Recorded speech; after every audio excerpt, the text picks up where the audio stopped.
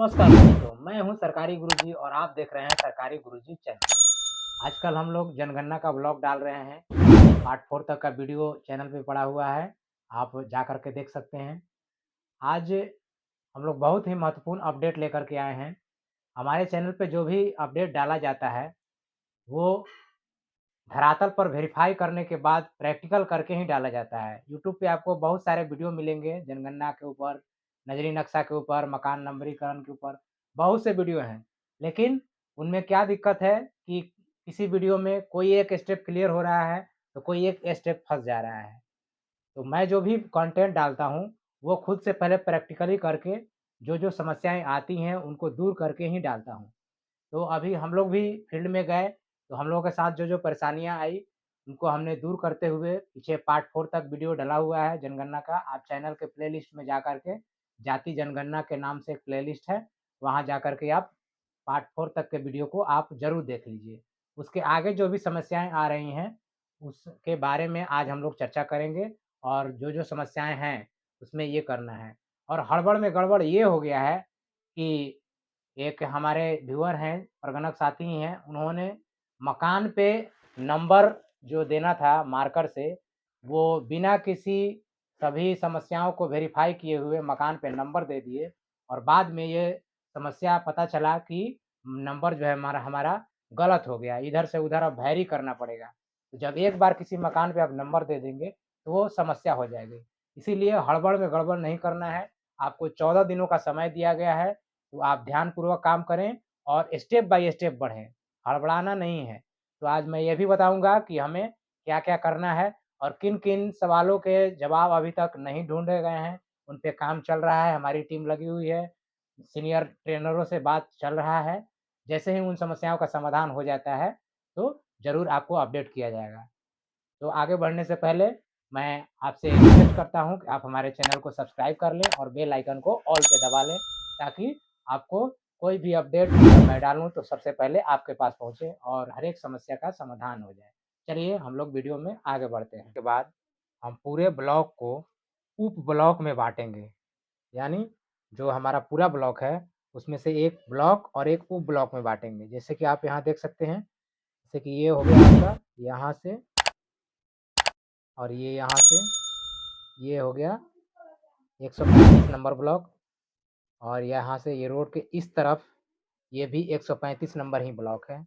यहाँ से आप देख सकते हैं, यहाँ तक है।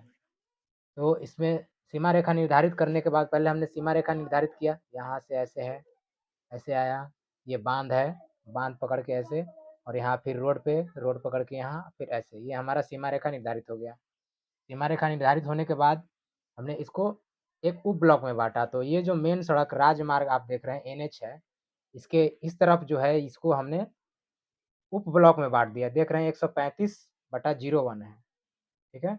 और इसको जो है हमने बाँट दिया मेन 135 ब्लॉक में। अब देखिए हमारा ब्लॉक का जो बँटवारा है वो हो गया। उप ब्लॉक और मेन ब्लॉक दोनों बँटवारा हमने कर लिया।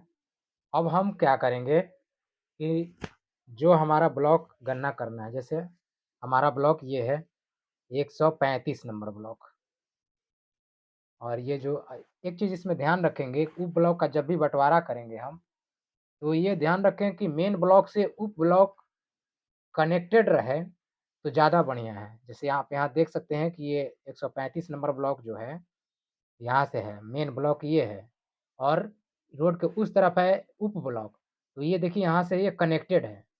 तो इस तरीके से अगर रहेगा तो ज़्यादा बेहतर रहेगा। अगर अपवाद में ऐसा नहीं हो पा रहा है, तो उस अपवाद को आप छोड़ देंगे, लेकिन प्रयास करेंगे कि अगर कनेक्टेड रहेगा उप ब्लॉक और मेन ब्लॉक, तो ज़्यादा बेहतर रहेगा। अब हम लोग जो हमारा गन्ना ब्लॉक है, जो हमें निर्धारित होकर के मिला हुआ है, जैसे ये हमारा 135 नंबर का हमें गणना करना है, तो उसकी अब हम चारों दिशाओं में चौहद्दी फिक्स करेंगे। क्या चौहद्दी है? तो यहाँ देखिए, ये हमारा नॉर्थ हो गया ऊपर में नॉर्थ हो गया, उसके बाद नीचे में साउथ हो गया, इधर ईस्ट हो गया, इधर वेस्ट हो गया, उत्तर, दक्षिण, पूरब, पश्चिम। चारों तरफ देख लीजिए हमारा ब्लॉक जो है सीमा रेखा, ये देखिए यहाँ पे उत्तर में 136 नंबर ब्लॉक है ये पूरा जो है 136 नंबर ये ब्लॉक है। यहाँ फिर हम पश्चिम में आते हैं तो इधर भी 136 नंबर ही ब्लॉक है। इसका ही एरिया है 136 नंबर का। उसके बाद यहाँ से आगे बढ़ते हैं तो देखिए इधर में भी यहाँ से यहाँ तक जो है ये 136 नंबर का ही एरिया है और यहाँ से 137 शुरू हो रहा है, जिसको हमने नहीं दिखाया यहाँ से इधर है, पश्चिम की ओर है। हमारा चारों दिशा में चौहद्दी फिक्स हो गया। अब हमें गन्ना मकान का नंबरिंग शुरू करना है। तो नंबरिंग शुरू करना है तो हमें बताया गया है जैसा कि पीछे के ट्रेनिंग में हम लोग सीख चुके हैं कि नॉर्थ और वेस्ट से हमें चालू करना है, गन्ना मकान का नंबरिंग करना है। हम सभी जानते हैं, तो नॉर्थ वेस्ट हम अपना देखेंगे कि हमारा चौहद्दी में कहाँ है। तो यहाँ का नॉर्थ वेस्ट जो है, इसे हम निर्धारित करते हैं, जैसे इसे हम नॉर्थ वेस्ट है। यहाँ से हम स्टार्ट करेंगे।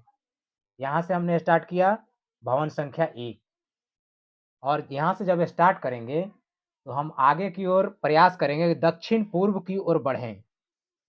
ये जो है दक्षिण पूर्व यानी इधर की ओर हमको सीरियली नंबर देते हुए बढ़ना है और दक्षिण पूर्व की ओर बढ़ते हुए जाएँगे, तो यहाँ से देखिए नंबरिंग कैसे करेंगे, 1 हो गया, 2 हो गया, 3 हो गया। अभी देखिए ये गली था, गली को पकड़ के हमने 2, 3 गली के इस तरफ। अब यहाँ गली बंद है, गली के जस्ट सामने मकान है, तो ये 4 हो गया। अब देखिए यहाँ से कुछ दूरी पे एक मकान है, गली से कुछ दूरी पे है, यहाँ जाने के लिए कच्चा रास्ता है, तो इसको कब गिनेंगे? तो इसको भी ये 4 जो हुआ इसके बाद हम 5 गिन लेंगे। 5 गिन लेंगे, उसके बाद फिर हम वापस इस गली के आस-पास आ जाएँगे, 6 हो जाएगा, 7 हो जाएगा, 8 हो जाएगा, फिर हम सड़क पे आ गए, उसके बाद 9, 10, 11 ठीक है? उसके बाद फिर इस गली अब देखिए यहाँ पे एक मामला फँस सकता है, ये गली यहीं तक है और ये खेत में ये नया मकान बना हुआ है, इसमें लोग रह रहे हैं और एक यहाँ मकान बना हुआ है। तो इसको हम कब गिनेंगे? इसका सीरियल कब देंगे? तो जब हम यहाँ गली से यहाँ गिन लिए 10, 11 तो यहाँ से हम मिलाएँगे कि मकान जो है किसके सीधा में है, यानी 12 नंबर के सिधाई में जो गली है, गली के इस तरफ है कि गली के इस तरफ है। तो हम देखते हैं कि ये जो मकान है गली से इस तरफ है, तो इसको क्या करेंगे 11 के बाद 12 नंबर दे देंगे। अब 12 देने के बाद हमारा देखते हैं कि एक मकान यहाँ है और एक मकान यहाँ है, बीच में कुछ नहीं है। तो अब जो है यहाँ हमारा गली का लास्ट छोर आ गया है, तो अब गली के इस तरफ आ जाएँगे और यहाँ 12 के बाद यहाँ 13 कर देंगे और 13 करने के बाद फिर वापस इस गली में आ जाएँगे 14, 15, 16 इस तरीके से बढ़ते हुए हम दक्षिण पूर्व की ओर बढ़ते जाएँगे। इस नंबरिंग के दौरान यह ध्यान देना है कि मस्जिद, मंदिर, अस्पताल, विद्यालय इस तरीके का जो भवन है, ये निश्चित तौर पे गैर आवासीय माना जाएगा और इस पे किसी प्रकार का कोई नंबरिंग नहीं होगा। भवन पे कोई नंबरिंग नहीं दिया जाएगा और उसका जो है कोई गणना नहीं होगा। अगर किसी मंदिर या मस्जिद में ऐसे कोई पुजारी हैं, जो परमानेंट वहीं पे रहते हैं, उसी मंदिर के अंदर रहते हैं, मतलब वो मंदिर उनके एक टाइप का घर है, जैसे हम लोग का घर होता है, पुजारी जी का घर है या मौलवी साहब का घर है, वहीं रहते हैं, सारा विधि व्यवस्था देखते हैं, पूजा-पाठ करते हैं और वहीं अपना खाना-पीना सारा चीज़ होता है, तो वो उनका एक घर हो गया। तो उनसे पूछ लिया जाएगा कि आप जो है अपना जातिगत गणना यहाँ इस मोहल्ले में कराना चाहेंगे या फिर आप जहाँ के अस्थायी निवासी हैं, वहाँ कराना चाहेंगे। अगर वो राज़ी हैं, तो आप उनका गणना कर सकते हैं, तभी मंदिर या मस्जिद को आप आवासीय दिखाएँगे, अन्यथा गैर आवासीय मानकर और उसपे किसी प्रकार का नंबरिंग नहीं करेंगे। ऐसे हम आगे की ओर बढ़ेंगे। तो अब आगे एक समस्या आती है, हम लोगों को मानचित्र कौशल में बताया गया है कि नॉर्थ वेस्ट से शुरू करना है और धीरे-धीरे बढ़ते हुए आगे की ओर बढ़ते हुए और हमें दक्षिण पूर्व में जो है लास्ट कर देना है, ख़त्म कर देना है। सभी मकानों का जो लास्ट संख्या अंत में जो आएगा वो दक्षिण पूर्व यानी यहाँ हमको ख़त्म करना है। तो सबसे पहले तो प्रयास आप यही करेंगे कि नॉर्थ वेस्ट से शुरू करें और दक्षिण पूर्व में आप ख़त्म कर दें, जैसा कि दिशा निर्देश है। इसके अलावा हम बात कर सकते हैं कि जैसे मान लीजिए कि हमने यहाँ से शुरू किया, जैसे कि मेरा ब्लॉक है, यहाँ देख सकते हैं। इसमें हम यहाँ से जैसे ही आगे बढ़ते जा रहे हैं, यहाँ आगे आ रहे हैं, तो यहाँ तो दक्षिण पूर्व हमारा ब्लॉक का आ गया। यहाँ अगर हम समाप्त कर देते हैं, तो ये जो शेष मकान इधर बच रहे हैं, ये जो बच रहे हैं, इनकी गणना नहीं हो पाएगी, जो एक भारी भूल हो जाएगी। तो यहाँ पे हम क्या करेंगे, यहाँ पर हम दक्षिण-पूर्व यहाँ जब आ गए, तो यहाँ से जो भी मकान है, उससे आगे यहाँ बढ़ेंगे अब इधर, रोड से इधर सीरियल से नंबरिंग करते जाएँगे, आगे की ओर बढ़ते जाएँगे, फिर यहाँ देखिए लास्ट में यहाँ गली पे आ जाएँगे और गली पे आकर के फिर अपने ब्लॉक के ऊपर की ओर आएँगे, जहाँ से हमने शुरू किया है और यहाँ से यहाँ पे हम लास्ट मकान है 40 नंबर मकान मान लीजिए कि 40 हुआ, तो 40 नंबर मकान हमारा लास्ट हो गया। यहाँ हमारा जो है एंड हो गया। तो ये एक सर्किल प्रकार का बन रहा है, यहाँ से देखिए, यहाँ से जैसे 1 से शुरू हुआ, तो ये अगर आप ऐसे एक रेखा अगर आप पारेंगे, तो एक सर्किल टाइप का मतलब तैयार हो जाएगा। तो ये करना है, अगर आपको दक्षिण-पूर्व में समाप्त नहीं कर पा रहे हैं, ऐसी भौगोलिक स्थिति नहीं है आपके ब्लॉक की, तो आपको ये सर्किल वाला नियम को अवश्य ही फ़ॉलो करना है। अब दोनों में से आपको देखना है कि हमारा ब्लॉक जो है, किस आधार पे फिट हो रहा है। दोनों में से एक के आधार पे शुरुआत और एंड करेंगे। तो ये हमारा हो गया। एक बात का और ध्यान रखेंगे कि ये जो आप नक्शा देख रहे हैं, ये हमारा औपबंधिक नज़री नक्शा है। इसे सिर्फ़ हमने मकानों की नंबरिंग को रफ़ डाटा में नोट करने के लिए बनाया है। ये फाइनल हमारा नज़री नक्शा नहीं है। ये सिर्फ़ हमने अपने सहूलियत के लिए अपने ब्लॉक का एक क्षेत्र निर्धारित किया है और एक नज़री नक्शा तैयार किया है ताकि हम जो है सारा उसका भौगोलिक स्थिति को अपने दिमाग में बैठा सकें। इस नंबरिंग में मकान पे नंबर नहीं देना है। जो हमने यहाँ नंबर दिया है उसको मकान पे अभी किसी भी हालत में नहीं देना है। कब देना है वो हम बताएँगे। अभी जो है आपको सिर्फ़ ये नज़री नक्शा में जैसी वहाँ की भौगोलिक स्थिति है उसके हिसाब से औपबंधिक एक बनाना है और उसमें स्टार्ट और एंड फिक्स करना है। स्टार्ट एंड जब हमारा फिक्स हो गया, तो अब क्या करेंगे हम रफ़ डाटा नोट करेंगे। रफ़ डाटा कैसे नोट करेंगे उसके बारे में हम बता रहे हैं। पहले यहाँ 1 नंबर हम मकान में जाते हैं। यहाँ 1 नंबर मकान में गए, तो यहाँ भौगोलिक स्थिति को देखते हुए भवन नंबर 1 दिया। अब वहाँ क्या था हमारा, एक ही मकान था, मकान एक ही है। तो मकान को हम निर्धारित कैसे करेंगे? मकान को निर्धारित करने के लिए जैसा कि स्पष्ट दिशा निर्देश है, हमारे बुकलेट में भी है। इस बुकलेट जो हम लोग को मिला हुआ है, बुकलेट में भी दिया गया है कि एक भवन में अगर एक निकास द्वार है, तो उसमें एक से अधिक मकान नहीं होंगे। अगर एक फ्लोर का मकान है और उसमें मेन गेट जो बाहर निकलने का दरवाज़ा है वो एक है, तो वो मकान एक ही होगा, भवन भी एक होगा और मकान भी एक ही होगा। मकान एक से अधिक कब होगा? जब उसमें रह रहे परिवारों को निकलने के लिए एक से अधिक दरवाज़ा है। ध्यान रखिएगा मैं रूम का दरवाज़ा नहीं बता रहा हूँ, जो मेन भवन है जिसको हमने 1 नंबर दिया है, उस भवन में कितने गेट हैं जिससे हम उस भवन से बाहर निकल सकते हैं। तो इसका ध्यान रखेंगे।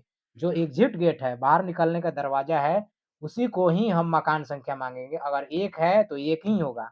अब इसमें चाहे कितने भी परिवार रहते हों, 4 रहते हों, 10 रहते हों, 20 रहते हों, लेकिन मकान संख्या 1 ही रहेगा। 2 तभी होगा जब 2 एग्ज़िट गेट होंगे। इसका ध्यान रखना है। तो देखिए यहाँ पर हमारा हो गया, पहले हम नोट करेंगे मुखिया का नाम। एक मकान है, इसमें एक ही परिवार है, परिवार हम पता कर लेंगे। चूल्हा के माध्यम से यानी खाना कितने जगह पे बनता है उनका, यानी अलग-अलग 2 परिवार है, दोनों का खाना अलग-अलग बनता है, तो परिवार 2 हो जाएगा। यहाँ हमने देखा 1 ही था, तो यहाँ हमने नोट किया 1, भवन संख्या 1, मकान संख्या 1, परिवार 1 है, मुखिया का नाम लिख लिए। हम अपने इस नक्शा के हिसाब से औपबंधिक नक्शा के हिसाब से 2 नंबर भवन में गए, 2 नंबर भवन पे गए और इसका डाटा नोट किया। तो यहाँ पे हमको देखने को मिला कि इसमें जो है 2 एग्ज़िट गेट हैं। भवन संख्या 2 में 2 एग्ज़िट गेट है, तो यहाँ देखिए मकान संख्या 2 है। 2 और 3, 2 मकान यहाँ हम कर दिए और इसमें दोनों में 2 मकान में भी मकान नंबर 2 में भी एक परिवार है, तो उनके मुखिया का नाम मोहम्मद असलम हो गया और मकान संख्या 3 में भी एक परिवार है, तो उनके मुखिया का नाम मोहम्मद मुस्लिम अंसारी हो गया। इस तरीके से हमने रफ़ डाटा नोट किया। अब इसके बाद हम अगला मकान में जाएँगे, तो अगला हमारा मान लीजिए 3 नंबर है। 3 नंबर भवन है। अब यहाँ हमें क्या देखने को मिला वो बंद है और वहाँ कोई रह नहीं रहा है। तो भवन संख्या तो 3 हो गया। अभी यहाँ हम केवल कॉपी पे नंबर देंगे। ये गैर आवासीय मकान है। यहाँ कोई रह नहीं रहा है, यहाँ ध्यान से समझिएगा, मामला यहीं फँस रहा है। प्रगणक बंधु ध्यान देंगे। यहाँ देखिए बगल वाले जो हैं उनसे पूछ करके एक हम अपने पहचान के लिए वो नाम लिख लेंगे। वो जो गैर आवासीय मकान है, वो किसी न किसी की संपत्ति होगी। उसका एक हम नाम ऐसे ही रफली डाटा के लिए नोट करेंगे और यहाँ दिखाएँगे गैर आवासीय और यहाँ भवन संख्या अपने कॉपी पे 3 नोट कर लेंगे। ध्यान रहे मकान पे भवन संख्या नहीं देना है अभी, किसी भी हालत में नहीं देना है। और उसके बाद यहाँ हम मकान संख्या 4 दिखा दिए। आगे हमारा बढ़ते जाएगा। इस तरीके से आगे गए भवन संख्या 4 क्रम संख्या 4 में भवन संख्या 4 यहाँ गुड्डू जी हैं मुखिया, एक ही परिवार है, एक ही मकान है। फिर आगे गए तो एक मिला हमें गैर आवासीय। यहाँ भी उसी तरह बगल से पूछ करके प्रयास करेंगे कि हमारा एक नाम मिल जाए जिसकी वो गैर आवासीय संपत्ति है। गैर आवासीय का मतलब घर बना हुआ है और ताला बंद है, उसमें किसी प्रकार का रहने का गतिविधि नहीं हो रहा है या फिर दलान है, गौशाला है, उस टाइप का, तो ये गौ गैर आवासीय में आ जाएगा। तो गैर आवासीय है, उसमें यहाँ एक नाम डाल लेंगे ताकि हम आगे हम पहचान सकें कि ये जो गैर आवासीय है, कौन-सा गैर आवासीय है। तो ये कैमुद्दीन वाला गैर आवासीय है और ये गैर आवासीय था कुतुबुद्दीन वाला गैर आवासीय था। तो सब यहाँ गैर आवासीय हम नोट करते जाएँगे, यहाँ नंबर दे देंगे 5 और यहाँ नंबर दे देंगे 6। ये हमारा औपबंधिक नंबर है। अब हमारा नंबर पड़ गया, अब हम आगे बढ़ते हैं। अब देखिए, ये मकान नंबरिंग में जो अभी हमने ये डाटा जो नोट करवाया, इसमें एक समस्या आ सकती है, कहाँ जहाँ एक फ्लोर से अधिक मकान है। जैसे ये हमारा मकान हो गया, ठीक है? और इसमें 2 फ्लोर है, एक नीचे वाला फ्लोर है, एक ऊपर वाला फ्लोर है। मान लीजिए कि यह हमारा भवन संख्या जो है 20 है, भवन संख्या 20 है। ठीक है, भवन संख्या में हम गए और हमने वहाँ से परिवार से जानकारी इकट्ठा किया, तो इसमें हमें पता चला कि इसमें जो है 2 परिवार रहते हैं, ठीक है? 2 परिवार रहते हैं, तो हमने वहाँ से पता करने का प्रयास किया, तो इसमें क्या ध्यान देंगे कि 2 परिवार जब इस मकान में हैं, तो उनसे ये पता करेंगे कि क्या आपके मकान में ये निर्धारित है कि परिवार पहला जो परिवार है, वो नीचे के फ्लोर में रहता है और ऊपर वाला जो दूसरा जो परिवार है, वो ऊपर के फ्लोर में रहता है। जिस टाइप हम लोग देहात में कहते हैं बँटवारा। एक भाई का बँटवारा हो जाता है कि आप नीचे रहिएगा और एक भाई का बँटवारा हो जाता है कि आप ऊपर रहिएगा। अगर इस तरीके का वहाँ से जानकारी मिलता है कि हाँ, पहला जो परिवार है वो नीचे रहता है और दूसरा जो परिवार है वो ऊपर रहता है। तो यहाँ आप क्या करेंगे, ये नीचे वाला जो है मकान संख्या इसको 1 नंबर देंगे, मतलब जो भी सीरियल हमारा पीछे से आ रहा है मकान का, वो नंबर देंगे। जैसे मान लीजिए कि हमारा आ रहा है 21, मकान संख्या 21 और ऊपर वाला को करेंगे 22, इसका ध्यान रखेंगे। और अगर हमें पता चलता है, देखिए एक स्थिति ये हुई उसी परिवार में, भवन संख्या 20 है और हमने उनसे पूछा तो 2 परिवार रहते हैं, अलग-अलग खाना बनता है, लेकिन ये निर्धारित नहीं है कि कौन-सा परिवार ऊपर रहेगा और कौन-सा परिवार नीचे रहेगा। कोई भी परिवार ऊपर भी रह सकता है, नीचे भी रह सकता है। धूप का अगर काम है तो वो छत पे भी जा सकता है और जिसको नीचे काम है तो नीचे वाले फ्लोर में भी अपना सारा काम कर सकता है। तो ये निर्धारित नहीं है।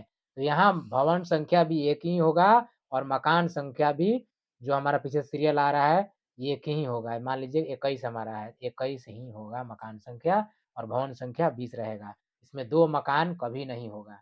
इसमें भवन संख्या 20 हो जाएगा और मकान संख्या 21 हो जाएगा और इसमें परिवार 2 हो जाएगा। 1 परिवार और 2 परिवार, दोनों मुखिया का नाम हम नोट कर लेंगे। तो ये भी हमारा क्लियर हो गया। अब हम देखते हैं आगे जो हमारा मैटर फँस रहा है गैर आवासीय। गैर आवासीय का नंबरिंग करना है, नहीं करना है। उसके बाद इसको नज़री नक्शा में दर्शाना है, नहीं दर्शाना है, बहुत सा कन्फ्यूज़न है। तो अभी जो ये मैटर है, वो ठीक से क्लियर नहीं हो पाया है। इसलिए मैंने पीछे जो भी स्टेप्स बताएँ, वो इसलिए बताया है कि आपका जो काम है, वो रफ़ली नोट होते रहे। आप जो भी काम कर रहे हैं, वो आपका नोट हो जाएगा। वो आप सूची रफ़ली नोट कर लेंगे, जो अभी हमने दिखाया था, तो आपका जो है कागज़ पे मकान संख्या, भवन संख्या कभी भी आप चेंज कर सकते हैं और जब आप मकान पे नंबरिंग डाल देंगे तो वो चेंज नहीं होगा, उसके लिए दुविधा होगी।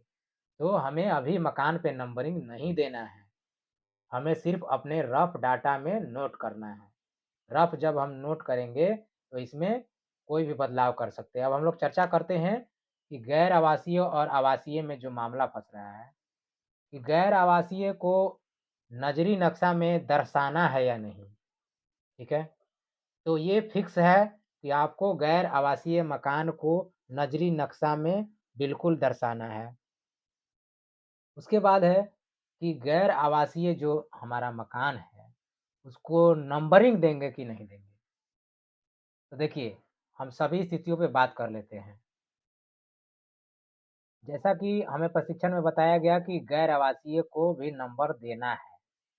तो अगर हम नंबर दे देते हैं, तो क्या स्थिति होगी?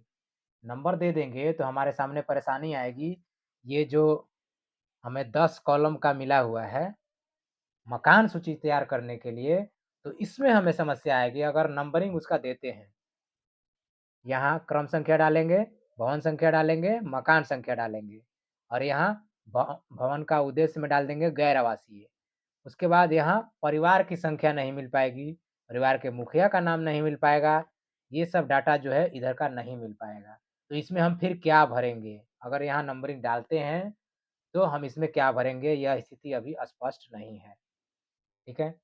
और अगर गैर आवासीय को नंबर नहीं देते हैं, उसे नंबरिंग से मुक्त रखते हैं, सिर्फ़ नजरी नक्शा में दर्शाते हैं, तो हमारी एक ये दुविधा आ रही है, यहाँ जो कॉलम नंबर 4 है कि मकान का उद्देश्य, जिस उद्देश्य के लिए उसका उपयोग किया जा रहा है, इसमें क्या होगा? अगर सभी भवनों के सामने इसमें आवासीय ही लिखना था, तो मुझे नहीं लगता है कि यहाँ कोई कॉलम बनाने की आवश्यकता है। का ही गिनती करना है, दूसरा इसमें कैटेगरी ही नहीं है 4 नंबर में, तो ये कॉलम क्यों बनाया गया है? ये स्थिति स्पष्ट नहीं हो पाई है। उसके बाद है कि अगर एक और स्टेप हो सकता है, एक और हमारी समस्या आ सकती है, अगर गैर आवासीय को नंबरिंग नहीं देते हैं और दूसरे चरण जो अप्रैल में हमारा गणना होने वाला है, उसमें हम जब जाते हैं, तो उसमें मान लीजिए कि वह मकान जो है अब आवासीय में तब्दील हो गया, तो वहाँ हम क्या करेंगे? ठीक है? कैसे नंबर देंगे? कैसे उस समय क्या स्थिति होगी? यह भी अभी पूरी तरह से स्पष्ट नहीं हो पाया है। इसलिए हम लोगों ने ये राय-मशवरा करके ये तय किया कि अभी हड़बड़ाना नहीं है, 14 दिनों का समय है, हम लोग बात कर रहे हैं और इन सभी जो मैटर फँस रहा है, उस पे चर्चा चल रही है। उम्मीद है 1 दिन की 1 से मतलब कल तक उम्मीद है मंडे तक क्लियर हो जाएगा। आज संडे था, संडे की वजह से थोड़ा परेशानी हुआ है। मंडे को उम्मीद है कि सब क्लियर हो जाएगा, उसके बाद आपको मैं वीडियो के माध्यम से बता दूँगा। तो वीडियो का अपडेट पाने के लिए हमारे चैनल को सब्सक्राइब कर लीजिएगा और बेल आइकन को ऑल पे प्रेस कर लीजिएगा, ताकि इसके आगे का जब मैं अपडेट दूँ तो आपको सबसे पहले मिल सके। तो हमने इसमें सभी समस्याओं पे बात कर लिया, अब इसमें आगे क्या आता है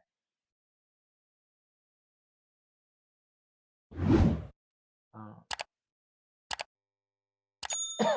जाते हैं या फिर अपने रूम में कोई और पर्पस 2 फ्लोर है तो 1 फ्लोर में किराएदार हैं और 1 फ्लोर में अपना कोई सामान रखे हुए हैं, कोई चीज़ रखे हुए हैं, गैर आवासी उपयोग कर रहे हैं, ठीक है? तो वहाँ जो है हम क्या कर सकते हैं कि मकान मालिक तो रह नहीं रहे हैं, उनका तो आवास हुआ नहीं, किराएदारों का वो आवास हुआ। एक तरह से आवास उनका माना जाएगा।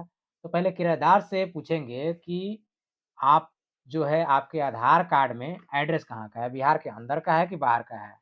बिहार के बाहर का है तो उनका गणना तो करना ही नहीं है, बिल्कुल नहीं करना है, इसका ध्यान रखना है। जैसे कोई उड़ीसा का आदमी है और बिहार में यहाँ रह कर के काम करता है और वो अपना आधार कार्ड उड़ीसा का दिखा रहा है, तो उसका गणना यहाँ बिल्कुल नहीं करना है। और अगर वो बिहार का ही आदमी है, बिहार का ही उसका आधार कार्ड है, तो और किसी भी मान लीजिए कि किशनगंज ज़िले का है, बिहार में ही ज़िला है, वो किशनगंज ज़िले का है और हमारे गन्ना ब्लॉक में वो किराए पे रहता है, तो उससे हम बात करेंगे, या आप किशनगंज में अपनी गणना कराएँगे या फिर यहाँ कराएँगे। जहाँ वो चाह रहा है, अगर आपके गन्ना ब्लॉक में तैयार है तो आप उनका गन्ना कर लीजिए, बाकायदा जो भी नियम है उसके हिसाब से भवन संख्या दीजिए, मकान संख्या दीजिए और उसमें जो भी नियम है परिवार दिखलाइए और उनका सिग्नेचर लीजिएगा भविष्य में। तो ये आप इसमें आपको सहूलियत होगी। और वो अगर कहता है कि नहीं मैं किशनगंज में करवाऊँगा, तो आप उसको बिल्कुल छोड़ दीजिए और उस मकान को आप गैर आवासीय दिखाइए। उसको आप गैर आवासीय मान लीजिए, ठीक है? इसमें हम सभी को सुविधा होगी। तो शिक्षक साथियों, प्रगणक बंधुओं, ये था हमारा आज का अपडेट। जो भी कन्फ्यूज़न है उस पे हमने कुछ समस्या समाधान करने का प्रयास किया है। सबसे बड़ा ध्यान ये रखना है कि हमें हड़बड़ाना नहीं है। हमारे पास 14 दिनों का समय है और 14 दिनों का पर्याप्त समय दिया गया है। इसमें हड़बड़ाना नहीं है। जो जिस तरीके से मैंने बताया आप रफ़ली डाटा को नोट करते रहिए। नोट कर लीजिएगा तो आपको ये एक समस्या का समाधान हो जाएगा कि आपके गन्ना ब्लॉक में कितने परिवार हैं, कितने मकान हैं और कितने भवन हैं। इस तरह से आपके माइंड में एक औपबंधिक नक्शा सेट हो जाएगा। तो आगे आप जब भी जाएँगे तो आपको काम करने में सहूलियत होगी। और अगर आप रफ़ली डाटा नहीं नोट करना चाहते हैं तो अभी आप छोड़ दें, ना नोट करें। तो यही बेहतर होगा। लेकिन मैं तो कहूँगा अपनी तरफ से कहूँगा कि आप जो है रफ़ली डाटा को नोट करें, ताकि आपका काम कुछ आगे बढ़ पाए।